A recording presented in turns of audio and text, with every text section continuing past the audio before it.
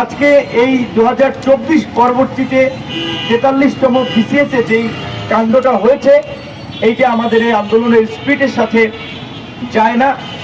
এইটা এই জুলাই পরবর্তী বাংলাদেশের পরিবর্তনের সাথে যায় না যে কেন এই 208 জনকে বাদ দেওয়া হয়েছে।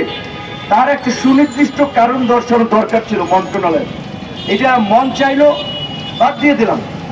কেউ যদি সুনির্দিষ্টভাবে কোনো ক্রিমিনাল অফেন্সে জড়িত থাকে, ফৌজদারি অপরাধে জড়িত থাকে, কিংবা কোনো দেশ বিরোধী সমাজ বিরোধী কর্মকাণ্ডে জড়িত থাকে, বিশ্ববিদ্যালয়ে ডিপার্টমেন্টের শৃঙ্খলা পরিপন্থী কাজে জড়িত থাকে, সেটা অবশ্যই যদি গোয়েন্দা প্রতিবেদনে উঠে আসে সেটা সহই প্রকাশ করা উচিত ছিল যে এই শিক্ষার্থীর এই অপরাধের কারণে আমরা সরকারি চাকরিতে নিতে পারছি না।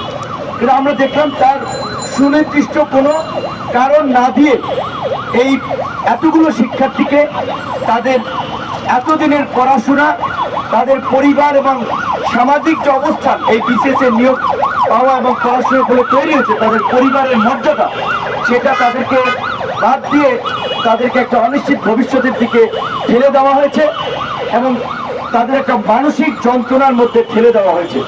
এটার আমরা নিন্দা জানাই, আমরা প্রতিবাদ জানাই।